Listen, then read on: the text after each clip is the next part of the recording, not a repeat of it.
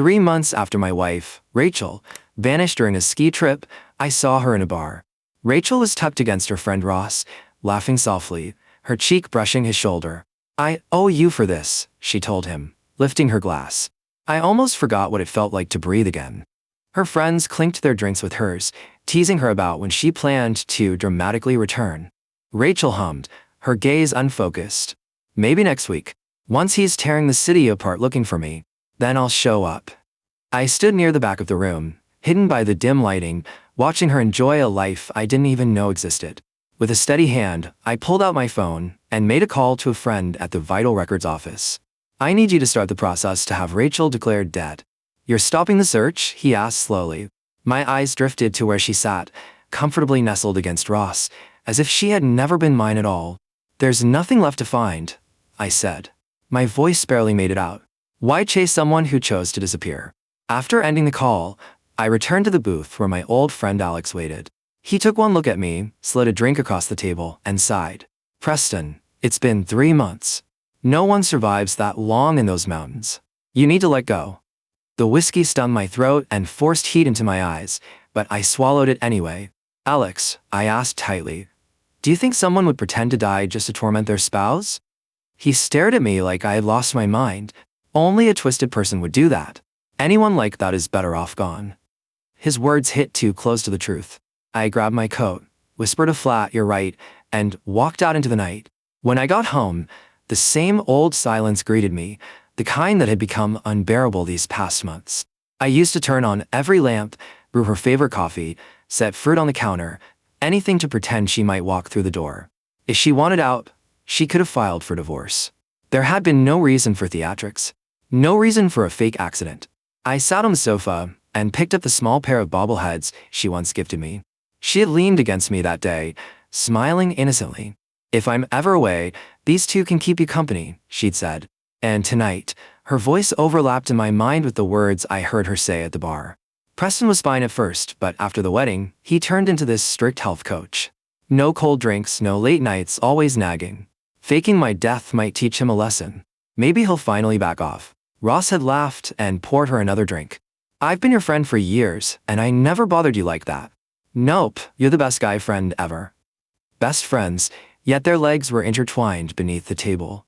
My stomach rolled at the memory. I threw the bobbleheads into the trash, picked up my phone, and sent a mass message. "Rachel passed away in the ski accident 3 months ago. A memorial service will be held next week." My screen lit up almost instantly. "There's no body. How can you hold a funeral? Are you losing it, Preston? If she comes back and finds out about this, she'll kill you. You know what she's like when she's mad." I answered only one message. "She's dead. A dead person doesn't get angry." I tossed the phone aside and went to our bedroom. The closet stopped me cold. Half her wardrobe was gone. Only the winter pieces remained. A laugh escaped me, bitter and broken. While I camped at the foot of a frozen mountain searching for her, she had been slipping into our home, packing one suitcase at a time. I grabbed my tablet and opened the security archives, fast-forwarding through the last month. Early in the month, Rachel and Ross walking in arm. They left 2 hours later, Rachel carrying armfuls of clothes.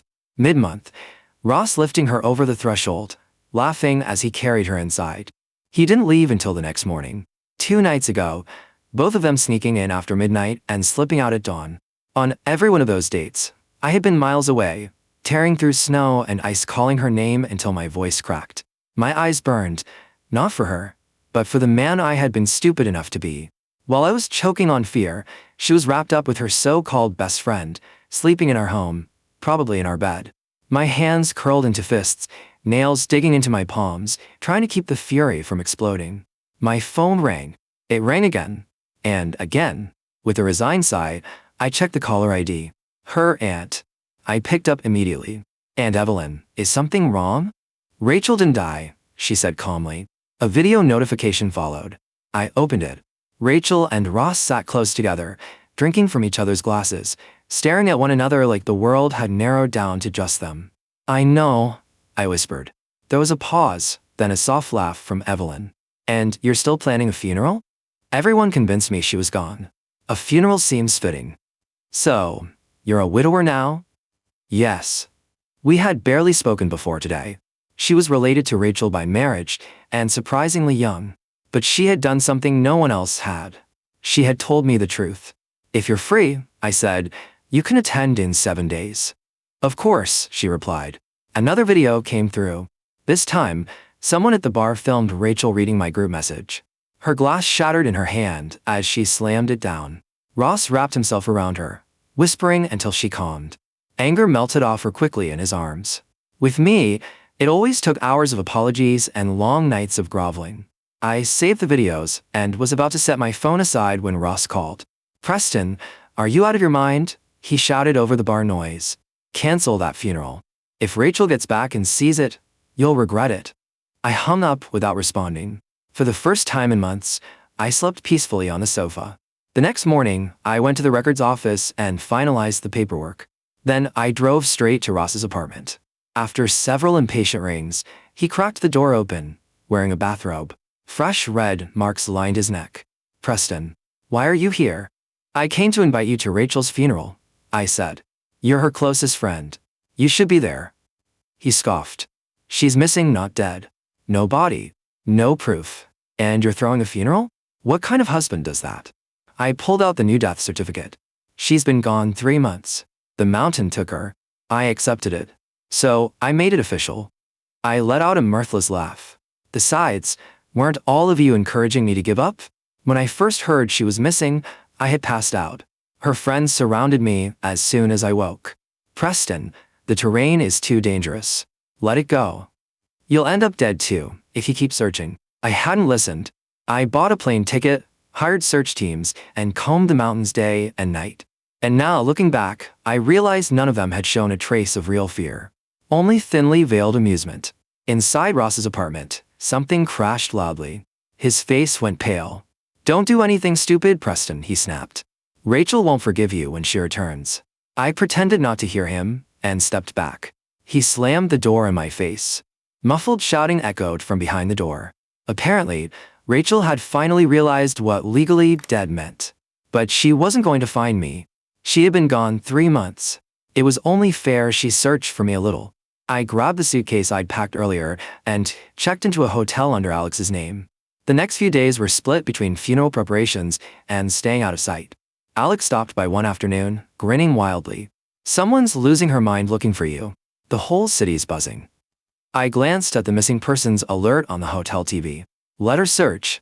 She was the one who claimed she'd only reappear once I'd gone crazy. Why is she panicking now? Honestly, she deserves every second of this, Alex muttered. I cut him off. Enough. Today is the day of my wife's funeral. I should look the part. I studied my reflection. Unshaven, exhausted, hollow-eyed. Perfect. On the way to the service, I gave Alex a USB. Play the videos when I signal you. Evelyn arrived first, dressed impeccably in black. She accepted a white memorial flower.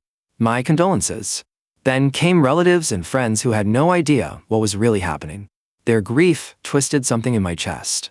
Her friends finally walked in, pale and anxious. One dragged me aside.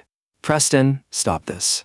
Rachel's alive. She's been frantic trying to find you. Have you not seen the news? I forced a tear down my cheek. Ross posted that. I know the truth. She's gone. She tried to argue, but Alex ushered her to a seat. Once most people had arrived, I stepped up to the podium. Thank you all for coming to honor my wife. A voice exploded from the back. Preston, have you lost your mind? Ross stormed in, eyes red with fury. You can't bury someone without a body. I won't allow this. I looked past him. No, Rachel. And who exactly are you to forbid it? I asked calmly. I'm her husband. Tears welled in his eyes. Rachel adored you. You're throwing her away. What if she isn't dead? I eyed the fresh love marks on his neck. Even if she isn't, faithless wives aren't worth keeping. Security seated him, and I continued until a frail figure appeared at the entrance. Preston, she whispered. I'm alive. I came back. Rachel rushed toward me, clinging to me like a long-lost lover. Preston, I missed you so much. I fell on the slopes, broke several bones. A stranger rescued me. It took months before I could travel back. She guided my hands over her arms and sides as if to prove she was miraculously recovered. I simply watched her, expression empty. When her confidence began to falter, I laughed softly. Is the performance over? Was the generous stranger who saved you named Ross? Her face cracked. I don't know what you mean. I let the dam of 3 months break. I slapped her hard.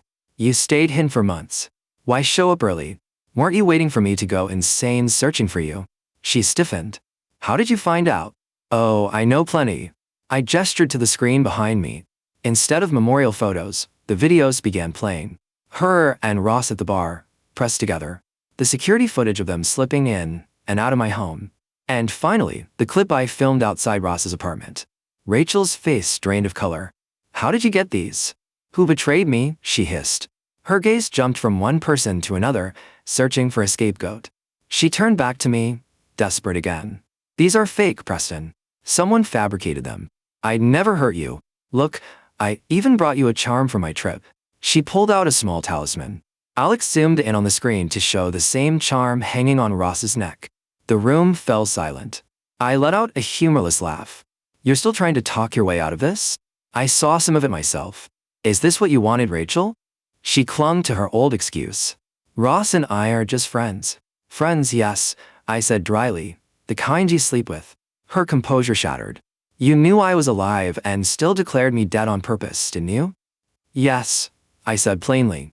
Now, about your identity. You want it back? Then you get 2 choices. I handed her divorce papers. Sign, and you return to the world. Refuse, and stay legally dead. She skimmed the asset division, then flung the papers to the floor. Why should I leave with nothing? Rachel's cheeks were flushed, her eyes rimmed red. She looked dangerous, but watching her now made only one thought surface. Pathetic. She'd exhausted every card, and still tried to bargain. I gave a cold laugh. Right now you're a legal ghost and you cheated. She blinked, then let out a brittle laugh. When did I cheat? I only spent the night with a childhood friend. We didn't do anything. Her voice carried a smug certainty. If I were you, I'd be on my knees begging forgiveness, she added, confidence oozing. Say sorry, and maybe I'll consider taking you back. I'll even agree to keep away from Ross. I stayed silent. Her shamelessness was staggering. Without absolute proof, she could still make trouble for me, even if the law considered her in a live. Before I could decide on my next move, Evelyn stepped forward. You need proof? She asked, holding up her phone then playing a clip. Rachel and Ross, locked in a kiss in a shadowed corner of the bar. Evelyn smiled, light and merciless. Still just best friends? Ross made a low sound of anger. Who filmed us? Rachel's face drained. Her arrogance cracked into panic, then a frantic, practiced smile. She clamped a hand over Ross's mouth. Aunt Evelyn, what a surprise. I'm okay, really. Sorry you had to come. I was the one who told Preston you weren't dead, Evelyn said evenly. Rachel's smile strained. Is that so? I'm sorry for scaring him. It won't happen again. Evelyn didn't soften. She bent, picked up the divorce papers off the floor, produced a pen, and pressed it into Rachel's hand. Sign. Rachel froze.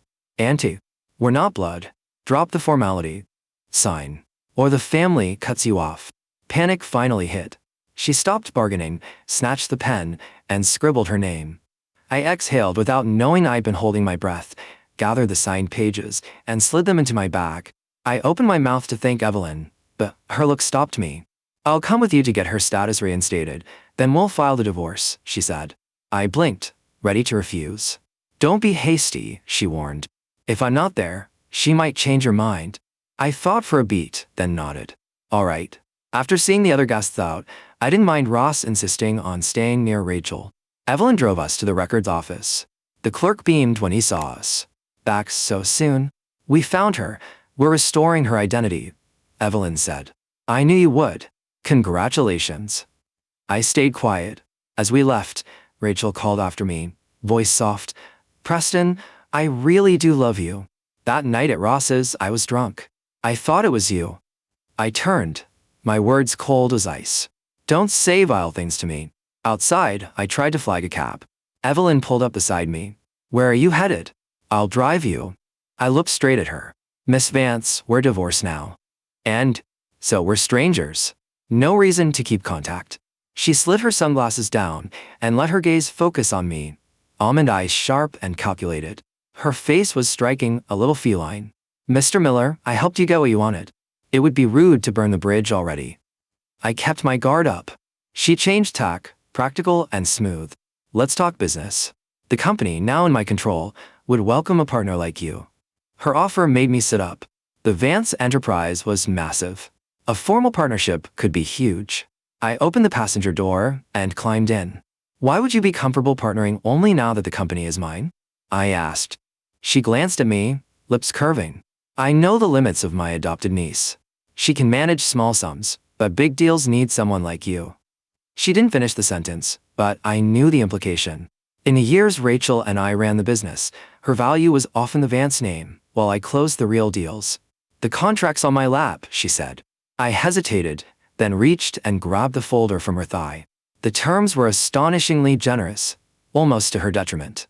Miss Vance, what do you expect in return? I asked. Her hands stayed on the wheel. I want you to oversee this project personally. I blinked. Naturally, I would manage it. She produced a pen, and I signed before I could overthink it. To celebrate dinner, she offered. There was little reason to decline. She pulled up to a hot pot place. I froze at the name. She nudged me. Don't you like hot pot? I haven't had it in 4 years, I admitted.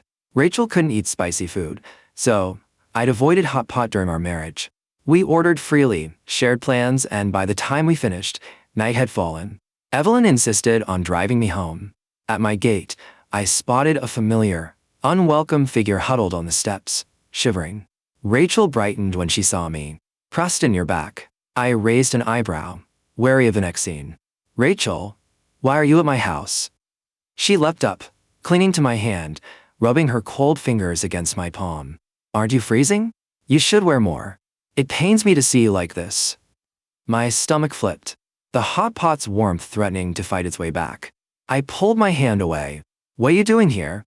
Her eyes filled. I'm worried about you. Preston, what will you do without me?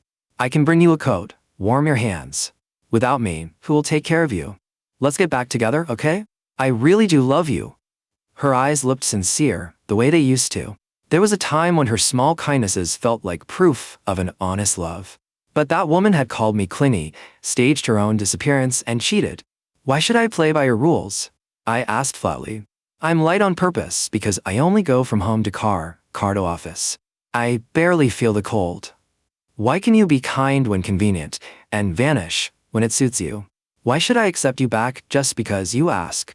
You used to be good to me, you made me believe in you. But you're not who I thought. You're selfish, a compulsive liar who does whatever it takes. You left for 3 months, selfishly. You watched others suffer, felt no remorse, and then planned to prolong the pain. Is that love? Her body shook. She had no defense. Anything else? If not, move aside. I want to go inside. She stood frozen. I reached to nudge her away, but she lunged in and hugged me fiercely. Preston, I'm so sorry. Ross and I are nothing. I'll stay away from him. Just give me one more chance. She clung as if her life depended on it. I tried to pull free. Then Evelyn stepped in, her hand firm on my arm, jaw set. Rachel, I warned you. Bother Preston again, and the Vance family cuts you off. Rachel's grip loosened. Auntie, this is between us, she protested weakly. I laughed, bitter. Between us? Whose idea was faking the disappearance? Don't tell me you planned it alone. You're not clever enough. You were a puppet, and Ross pulled the strings. He takes you out, drinks with you, lies with you, sleeps with you, and you still call him best friend. Do all your best friends get to do that? Disgust washed over Rachel's face. Caught, she flailed for excuses, which only deepened my contempt. Evelyn shoved Rachel sideways and guided me inside. Go rest, I'll handle her. I nodded, stepped in, and slammed the door. Whatever Evelyn told Rachel that night worked a little too well. Weeks passed and Rachel didn't show up anywhere, not even to cause trouble. I threw myself into work. Evelyn and I were constantly in touch, discussing the new partnership, planning meetings, bouncing ideas off each other. The awkward tension that used to hover between us faded until we could talk freely, teasing each other like we had known one another for years. One afternoon, curiosity ate at me. Evelyn, what exactly did you tell Rachel? She basically vanished. She didn't bother answering. She just opened her phone and scrolled through a small gallery. Photo after photo showed Rachel and Ross acting like a blissful couple. When she realized you wouldn't take her back, she went right back to Ross, she said. I kept scrolling, but my finger slipped. A different photo appeared, one completely out of place. It was me during my university days, taken from an angle someone would choose if they were trying not to be noticed. My brows lifted. Evelyn, why do you have a secret photo of me? Her reaction gave her away before she said a word. She snatched the phone like I had caught her red-handed. You didn't see anything, she muttered. I grinned. Oh, really? If I saw nothing, then forget what I was about to ask.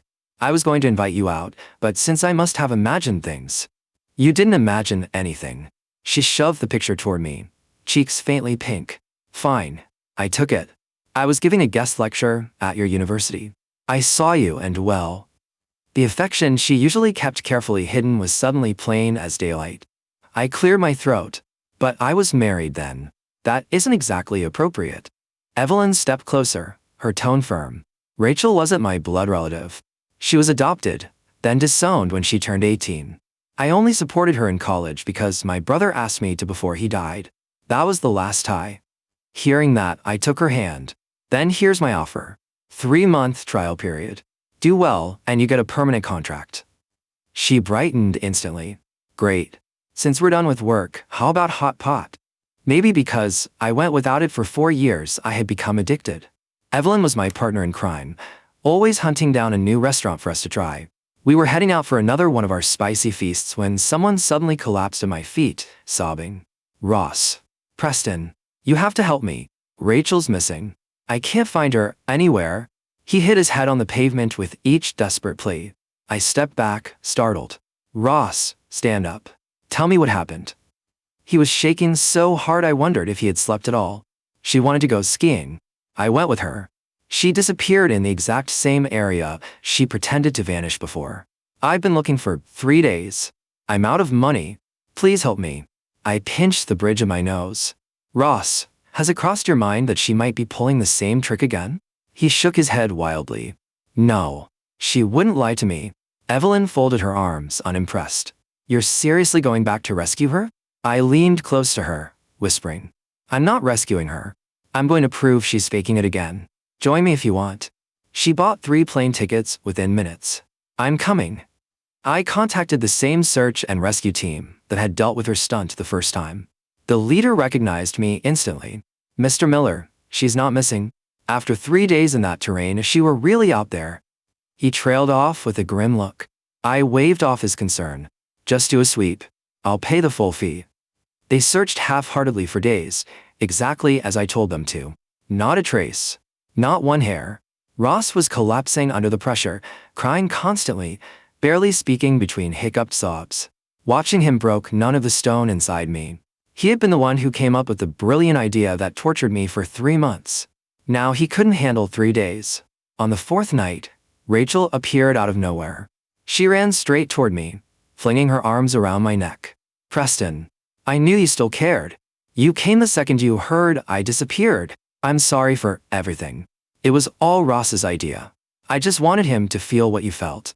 I was going to hide for a few more days, but I'm glad you came. She didn't get to finish.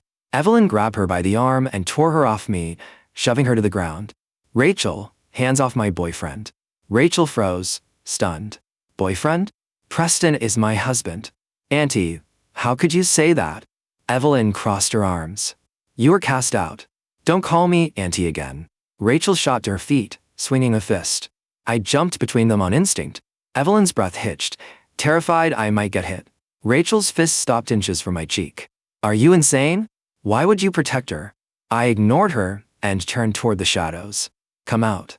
Ross stepped forward, his face stained with tears and exhaustion. Whatever love he had for Rachel had burned to ash.